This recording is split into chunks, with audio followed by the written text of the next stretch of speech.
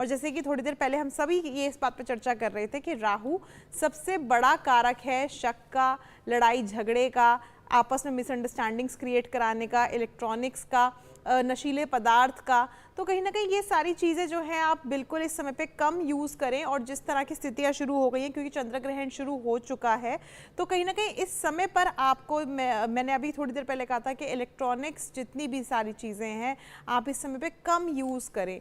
अगर आप यूज़ भी कर रहे हैं, अभी आप हमें भी अगर देख रहे होंगे, तो सिर्फ आप वो चीज़ें सुने, ज़्यादा से ज़्यादा आप फ़ोन में किसी बहुत अपना कार्य करने के लिए चीज़ों को यूज़ ना करें, या फ़ोन में बिल्कुल ही ऐसा नहीं हो कि आप बिल्कुल अपना जो है ध्यान पूरा केंद्रित कर रहे हैं, ये चीज़ें बिल्कुल ना करें।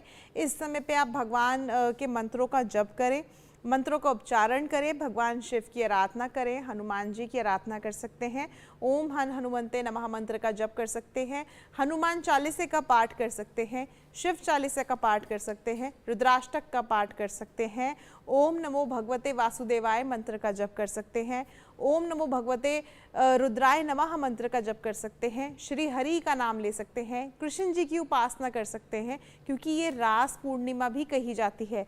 माता लक्ष्मी की उपासना ज़रूर करें, क्योंकि ये शरद पूर्णिमा है। कहा जाता है कि इस दिन माता लक्ष्मी का जन्म हुआ था। कहीं ना कहीं माता लक्ष्मी जो है समुद्र में से निकल करके आई थी इस दिन, और धरती पर भ्रमण करती हैं। तो कहीं ना कहीं इस समय पे माता लक्ष्मी की उपासना करना, हरि नारायण जी की उपासना करना बेहद खास है, क्योंकि हम कहते हैं कि शरद पूर्णिमा पे हम खीर रखते हैं ताकि वो अमृत समान हो जाए और उसको हम ग्रहण कर लें और शुद्धि रूप में। मगर वो इस वर्ष नहीं हो पाएगा, क्योंकि चंद्र ग्रहण के बाद खीर बनाना और उसको खाना मैं नहीं समझती कि बिल्कुल ठीक है, क्योंकि चंद्रमा को मोक्ष प्राप्त होगी नहीं। जब तक सूर्योदय नहीं होता, जब तक तिथि नहीं बदलती, तब तक मुझे नहीं लगता कि सही रहेगा। तो आप जो है इस समय पे केवल माता लक्ष्मी के मंत्रों का जप करें, ओम नमो वासुदेवाय ओम नमो भगवते वासुदेवाय मंत्र का जप करें, कनकधारा स्तोत्र का पाठ करें। तो ये सारी चीज़ें आप कर सकते हैं ताकि जीवन में किसी भी तरह की परेशानी ना आए। और आने वाले समय में, जैसे मैंने अभी थोड़ी देर पहले कहा, 3 दिन बाद करवा चौथ है, तो करवा चौथ में भी किसी भी तरह की परेशानी या किसी भी तरह की ऑब्स्टैकल्स आपको ना फेस करने पड़े।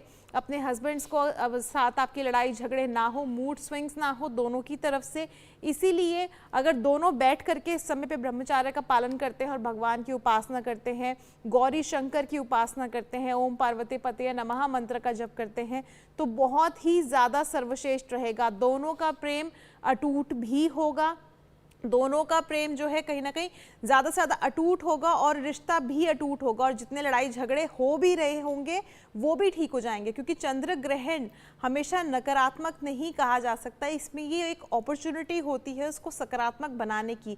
तो ये आपके हाथ में है कि आप उसको किस तरह से सकारात्मक बना रहे हैं या नकारात्मक बना रहे हैं। तो मैं तो आपको यही सजेस्ट करूंगी, भगवान शिव की और शक्ति की उपासना करें और अपना रिश्ता इस समय पे मजबूत बनाएं और इस अपॉर्चुनिटी को उठाएं। और ये दिल्ली की लाइव तस्वीरें इस वक्त आपके सामने हैं।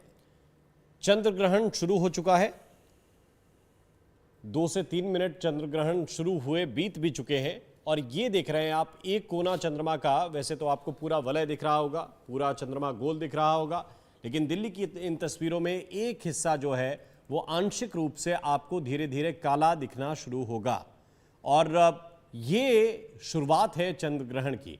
ये स्थिति अभी धीरे धीरे बढ़ती जाएगी। और ये देखिए, ये तस्वीर जिसका हम जिक्र कर रहे थे, जो मुंबई से इस वक्त मिल रही है, और इस तस्वीर को जब हम देखेंगे तो ये ज़्यादा स्पष्ट होगा, क्योंकि ये तस्वीर जो है वो आप थोड़ा सा ज़्यादा इसमें वो स्थिति देख रहे हैं। अब ये देखिए, मुंबई की जो तस्वीर है इसको आप देखेंगे तो एक आंशिक जो हिस्सा है वो ग्रहण उस पर लग चुका है, और ये धीरे धीरे स्थिति बढ़ती जाएगी।